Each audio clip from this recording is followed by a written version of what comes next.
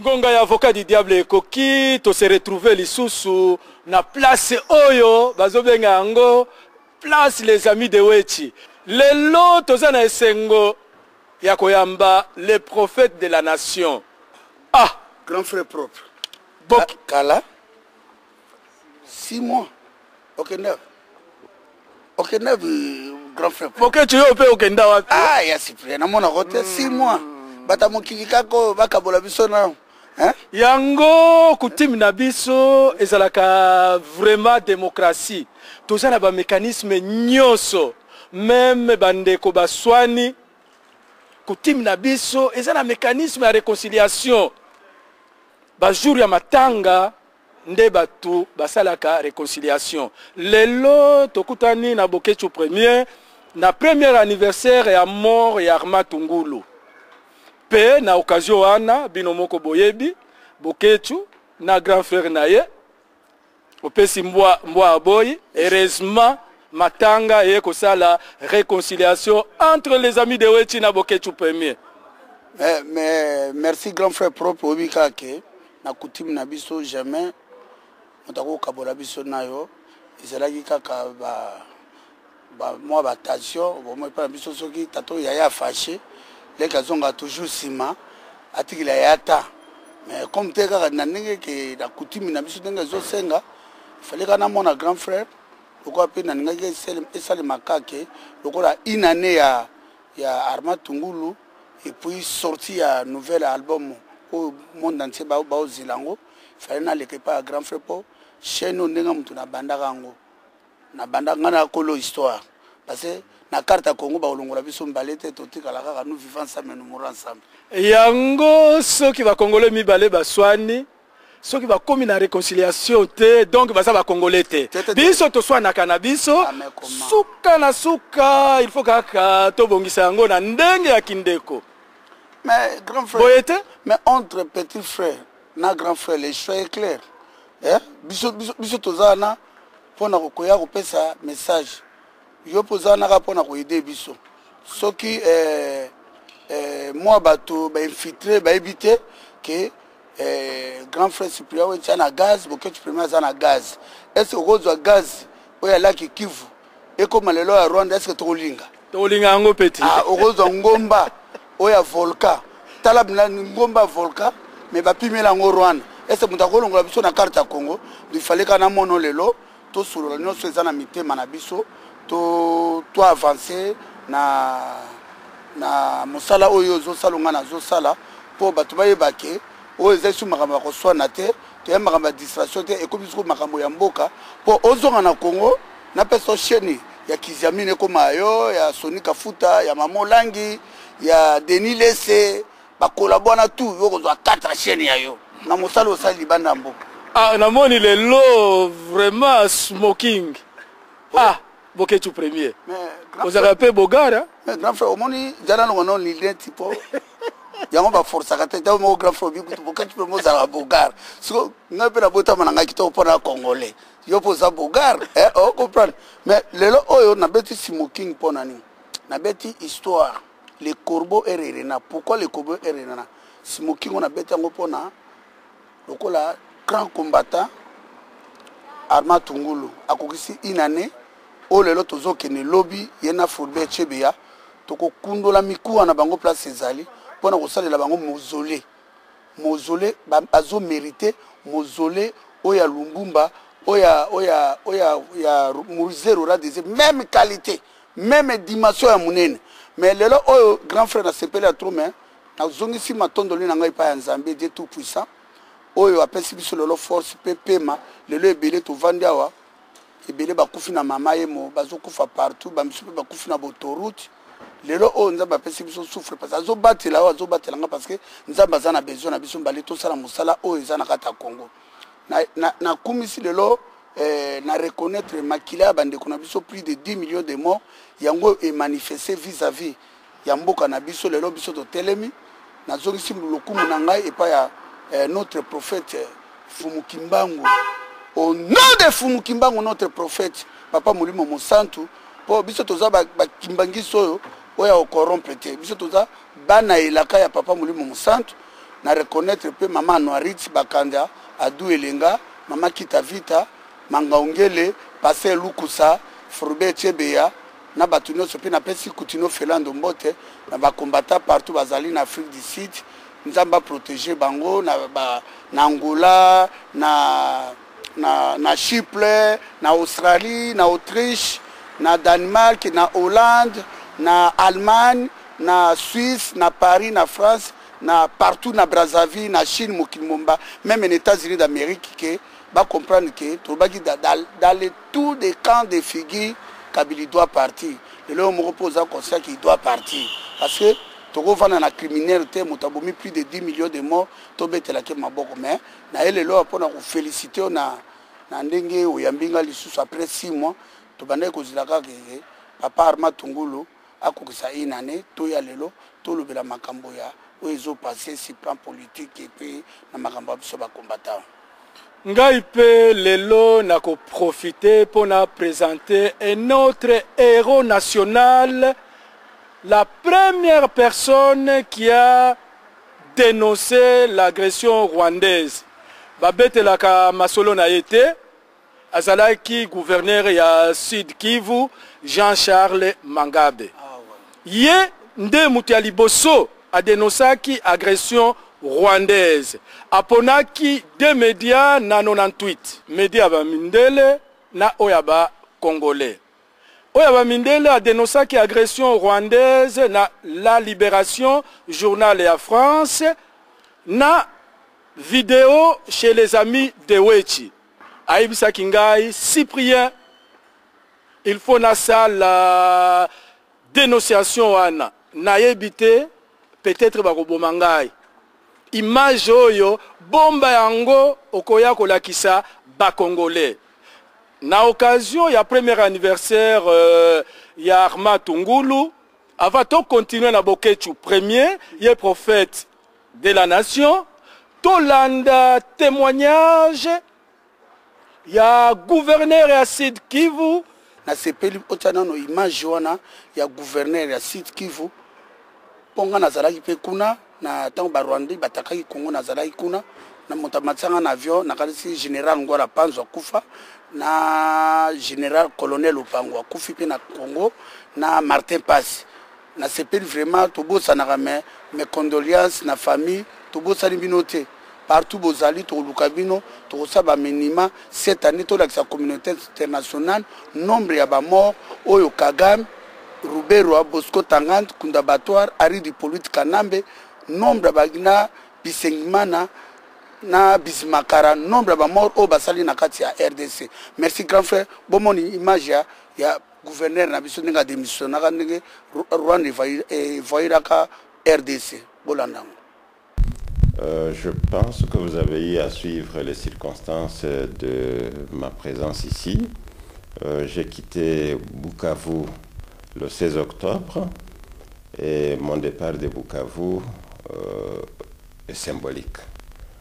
Comme vous le savez, depuis le 10 août 1998, des troupes rwandaises et ougandaises, actionnant certains Congolais, ont envahi, ont agressé notre pays en passant par les provinces du Nord et du Sud Kivu. Je me suis rendu compte après un temps, 2 mois et demi, que cette soi-disant rébellion, que ce mouvement appelé par les animateurs de libération n'en était pas un pour la population. Et comme j'ai été élu par la population, et comme moi-même je n'étais pas convaincu des arguments avancés, je me suis résolu à quitter pour manifester mon désaveu. Est-ce que vous pouvez nous confirmer ou pas s'il y a eu des massacres justement, parce qu'on en a entendu parler à travers la presse occidentale, des massacres de populations qui auraient été orchestrés par les troupes rebelles justement? Oui, ça c'est évident, des massacres, il y en a eu.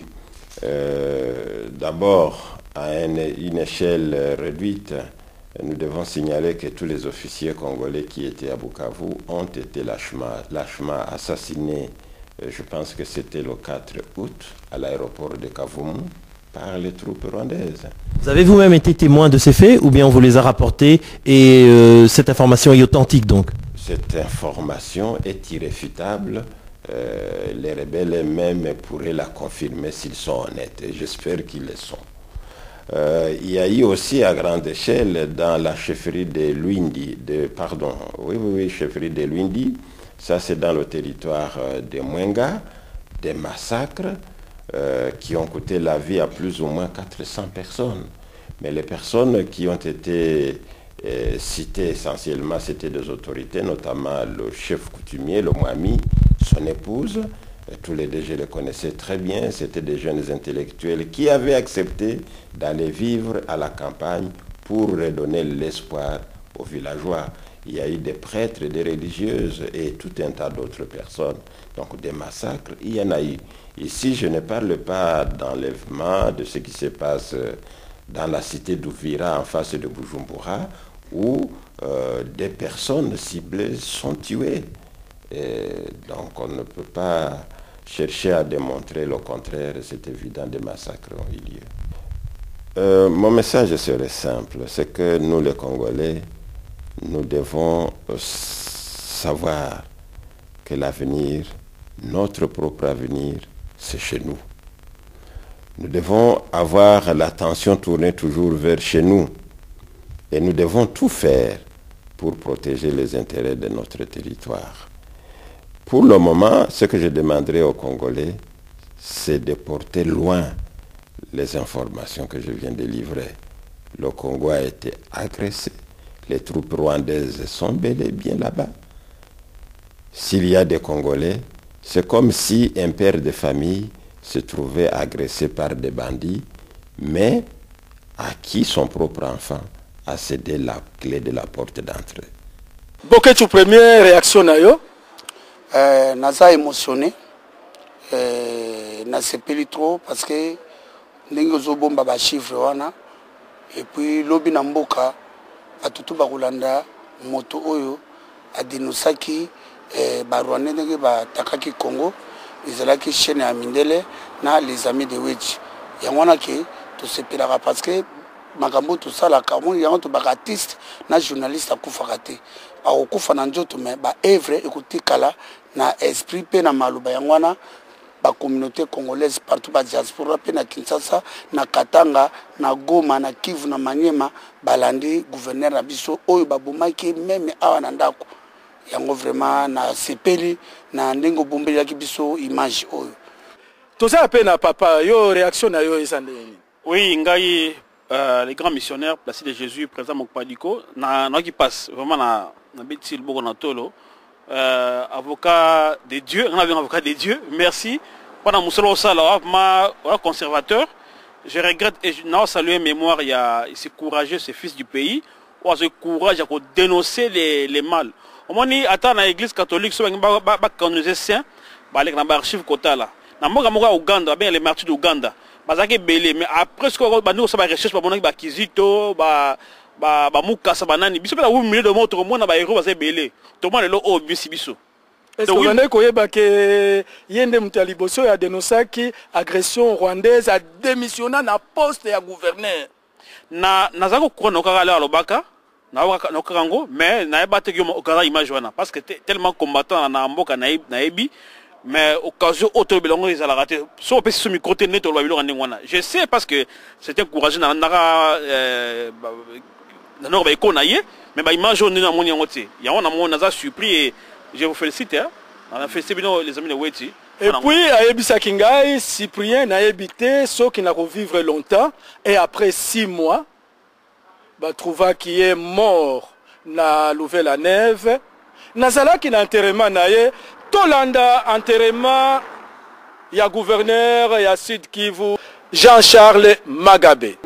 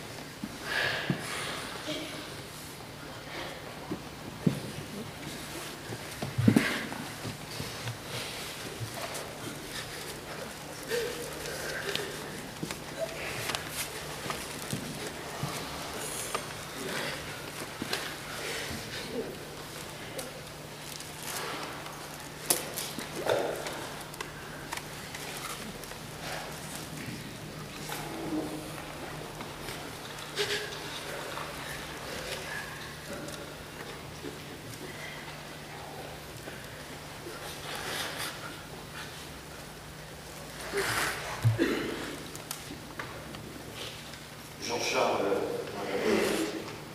et très cher ami, la disparition aussi brusque qu'inattendue qu'arrache aujourd'hui à notre affection à tous. Mais surtout, Charles, tu laisses un vide dans nos rangs pour le combat que tu avais décidé de mener avec nous pour le redressement de notre pays. Chère famille Magabé, Madame, Maman Marceline, chers enfants, chers frères, chères sœurs dans le Seigneur, vraiment, un géant est tombé.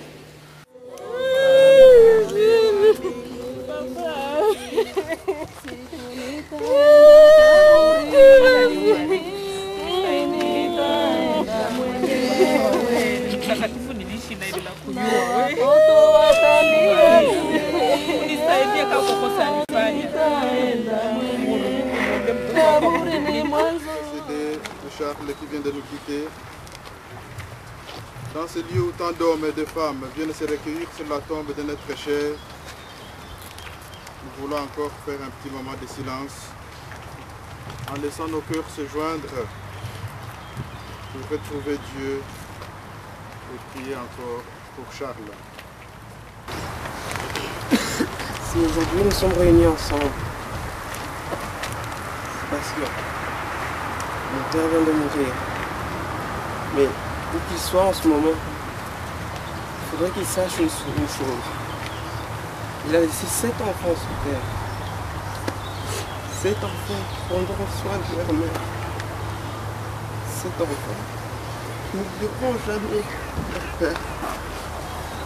7 enfants qui suivront son exemple. Bravo, Burkina Maniatis.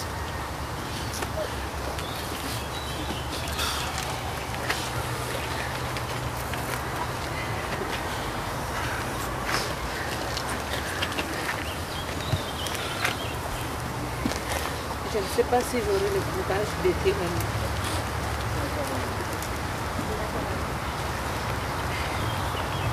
Mais je vais essayer. Je crois que c'est une partie de mon âme qui s'en va. Charles a été comme il a traversé tout ce qu'il avait connu. C'était un mari exemplaire, un père sans égard. À ce moment-ci, je ne sais pas si je ne comptais pas sur de bons amis, si je ne pouvais pas me mettre dans ce combat avec eux. Parce que je ne sais pas si je suis capable de faire le chemin moi-même, sans Charles. Il vient de m'être arraché jusqu'au moment où je ne m'y attendais même pas. Il n'est pas tombé malade, je ne peux pas comparer ce qui lui est arrivé. C'est maintenant que je comprends pour ceci. Je crois que je ne peux pas me vivre à Dieu. Il vivra toujours dans mon cœur. Je n'ai pas Dieu me dire. Je suis toujours avec côté pour les aider, pour les élever comme il a été toujours.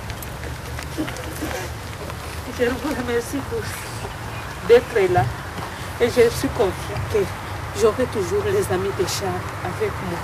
Cette amitié vivra, puisque lui aussi vivra en moi à jamais. Merci beaucoup.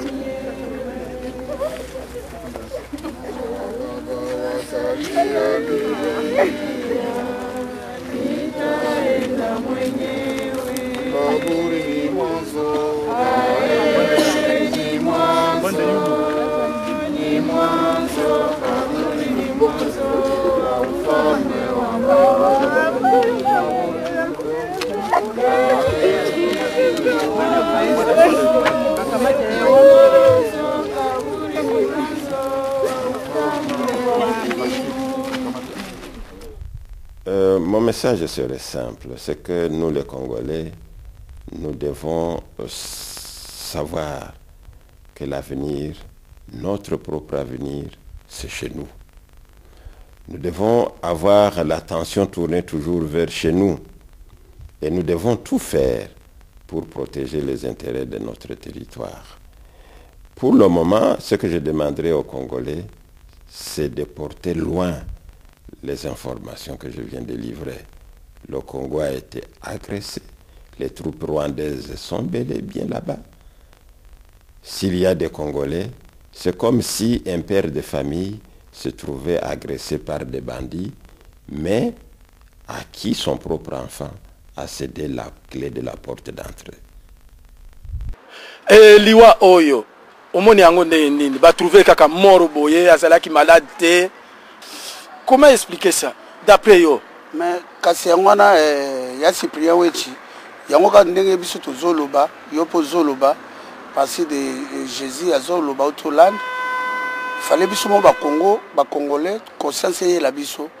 To sacrifier bande ko na biso ebele na ba distraction, na ba église, na ba musique, na ba atanga mona musicien mais na stopaki ko beta parce que na ko continuer que na même sous peuple congolais na ba distraction, même fallait combat et combat yango to lobi ke nombre batu oyo ari du politique kanambe na entourage ya bande ko na biso ba Congolais o babomi ekoki atia azo ba mercenaires avec ça même ba chinois ba militaire ba chinois tout ba na Congo ari du politique kanambe mona Christophe Kanambe tu dois partir.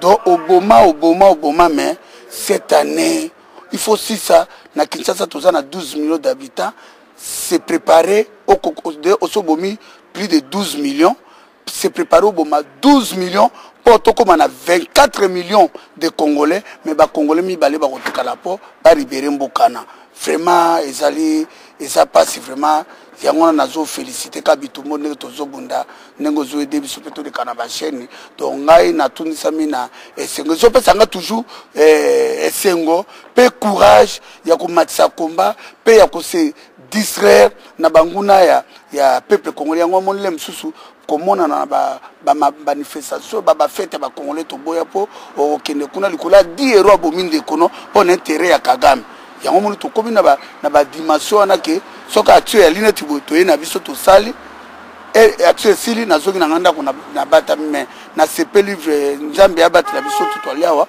na je crois qu'on a ba image belé et sili na no pe ko lakisa te be continuer pe ko lakisa ngo mais na CP livre vraiment mémoire na za na pe mais soki mboka na César Libéré to nous appelle corps na to zongo sango na Congo akozwa même tombo basalela musée Rora Désiré bato tout Kanambe abomi bato tout kasi yo réaction na yo après enterrement papa c'est la tristesse que son âme repose en paix naza ko témoigner soutien à la famille naie. Donc on va landangai les amis weti mokimba balandaka. Oui bah que votre mari, votre frère, votre fils, il ne sera jamais escamoté derrière les rideaux de l'oubli. Tu sais que Kanambe est parti, hein? C'est certain, ok, tout le 6 décembre, il ne sera plus président. Mais papa, grand frère Cyprien Ouetti, libération, c'est synonyme, il y a impunité. Il y a des dossiers. On a conférence nationale parce que là, il y a des dossiers, hein? Bien mal acquis, même si Kanambe a okende, je sais qu'il a okende, mais le peuple, le pouvoir du peuple, impunité, zalité, agresseur. Na wasaba buzoba bakozala puni sévèrement. Merci. Bon, moto na bulo na ye, ngai na sali oyo ngai, sikoyo papa Boketu premier na pesi yo mission oya Jean-Charles Magabe. Zua pe photo na ye. Lere bozola kisa photo ya Shebea ya Armatungulu, boba kisa photo ya nani ya Jean-Charles Magabe. Mission ana na pesi yango na Boketu premier. Merci na yambi yango na motema moko puis tukana usape nzembo ya élection ya propagande ya Chichi d'ici là je crois son anti France nazo salango na kochepe na kati ya itaki héros national donc mission pesinga ne mokumba o nzamba pesinga pona bundelango na kata Congo na continuer nango banda lelo to comprendre que héros national na biso azali. Pona kosukisa na kosenga na ba combattant nyoso soki ozosala combat il faut uzalaka na vidéo na yo ou enregistrer ba message na yo opesi mutu ya confiance ya bombi yango après 10 ans akoya kolakisa yango lokola Jean-Charles Magabe ayaki epai ya les amis de Weti apesaki ngai mission bomba image wana ezalaki na 98 lelo na 2011 ça fait 13 ans na yekolakisa image wana notre héros national ngai pe na zui image wana photo na ye na pesi na Boketu premier prophète de la nation po asenga atia na liste ya ba héros national. Merci vraiment na féliciter na nkombo ya 10 millions de morts Dieu tout puissant nazo ngona motema moko nazo kotsa na nzembo ya ba oyo nazo sapona propagande ya Chichi nazo tsale pe to sala tungana to kende to ko filmer d'abord on a filmé awa tana otanga to cha interview na jour à termana et kota pe na clip ya nzembo ya Chichi. Bon, tout le monde a Boketu yo ye na disque ya combat ou bien ozanin album oyo esali des ans na kasina leka ibele awa album ba livra kinga avant-hier Nzambe aleki bata mokili parce que surtout to tchake likia et pas ya bato ba décevoir biso tango to ko tcheleki pe Nzambe atermisi biso bana na ye yango bitumba na biso cause na biso za juste yango to tche Nzambe aleki bata mokili tokobanga binote tokobanga nde Nzambe mais tokobanga bata mokili te o baza ko bundisa biso likolo ya mabele na biso et puis na tse nango na baki bokozika na nkake normal lelo album oyo balivaki nga lobby lelo fallait bima lelo mais na lokola na mémoire ya Armatungulu yango na stopaki yango mais à partir de lundi nazo kene na France et puis na obengo toujours tant ba to distribuer yango a to zo ba commande bato baza partout ba bikande numéro ndenge zalaka o balingi ba commander 100 200 300 ba ko benga ngai ba ko zo album oyo za pona ko libérer mboka ezali album oyo Nzambe za album engagé lundi to kosala émission ya album oyo lokola lelo to sali émission oyo héros national nakanisi totikana no album lundi avocat du diable na Boketu premier to kobeta ba masolo ya album oyo pona kosukisa liloba ya suka papa liloba suka na sepelika mingi na ndenge tokutani nayo et puis tout solo na biso bien entre grand frère na petit frère na grand frère climat na biso qui calme tout na cinq qui ba congolais bazala JTT bazala na distraction te partout bazala uni na na remercier kaka ba combattant Afrique du Sud Bishop Élysée na petit ngai Bobo News na petit ngai Roger Malila na kata Afrique du Sud na remercier batutu ya Frédéric Bokomo batutu mbote ya Frédéric Bokomo grand frère propre en Hollande do na remercier famille nangai bana nangai mama nanga Vero papa nanga André na ebike nzambe ya kobatela nga Boketu premier malgré bato bazobundisi ngai trop mais nga nazamona nzambe moto akokwesa kondima na ngai te nzambe aza kote na ngai ne epinde na lobaki na kala mingi te ta na saki émission na mona moto nani komone nani honorable Katuma Mwake abengi ngai o Boketu premier nga na solo nayo ngabe yo Katuma Mwake abinga Katuma Mwake abenga na numéro masqué na zo expliquer ninga zana abia pianga $200,000 yana tuninga bi Katuma Mwake ningo zawana okopesa nga $200,000 pona sana ngonini $200,000 wana futa ba médecin cha batio mboka Kinshasa kutwa pamba kureza te ma ezate okokorompe même moitié 1 million même moitié 10 millions Boketu premier akoki kozwa ngote justement pour portable nanga pezala ki na enregistrer te pour ngana na enregistrer mona yaki pour enregistrer mais ezala ki te mena ebisi bango ke o se préparer ne katobi dans tous les camps de figure bozo kende ngana remercier passer Place de Jésus na remercier mémoire ya Arma Tungulu na remercier pasteur gouverneur Nabiso papa grand frère Wakufa papa Charles Magabe mémoire nae et mata ndenge peto matisi ya Arma Tungulu pour ngai Boketu premier nazana ngai bimba congolais loso na kufi peuple na ngai ekukunda ngai kitoko bakulela ngai bien nazana likama motute nazana ennemi motute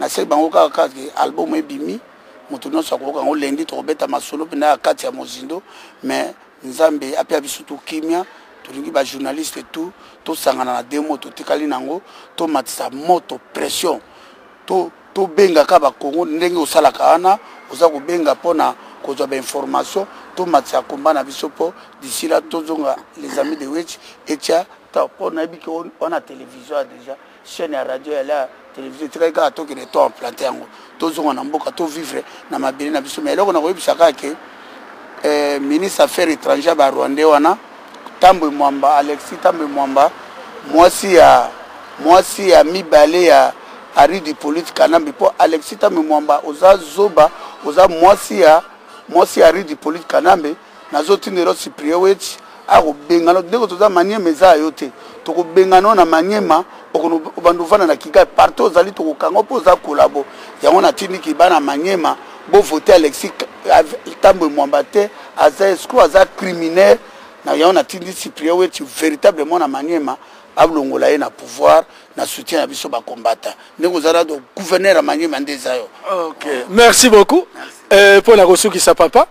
Merci pendant reçu qui ça quand nazo basiko ta qui est présent Mokpaduko mouvement chrétien pour la paix et la défense des intérêts congolais na kuma bandinga nanga nyoso ya Mokpaduko donc we quand même na Julien Carlos Mbuyamba Adrien et Bobette Mede Medina to bengisi mwana mboka moko Roger Lumbala za mardi na Hollande na Rotterdam batu o balingi ba kuna ezali na avenue Schrikkelsbaan numéro 6B poste code ezali 2908 L et Capelle à Diesel ou bien bokoza numéro na ngai ya 0031 6 81 82 96 92 à répondre à ma question sur la diaspora pendant l'opposition congolaise élection et puis beaucoup qui TV n'est pas endommagé par la milice ya Hippolyte Kanambe parce que acte moko barbare et terroriste ya ngona suko lingo idée minga bazali na moyen ya personne aux atta computer caméra 10 euros so on soutenir moi na mboka yaka mardi à partir de 18h dans Rotterdam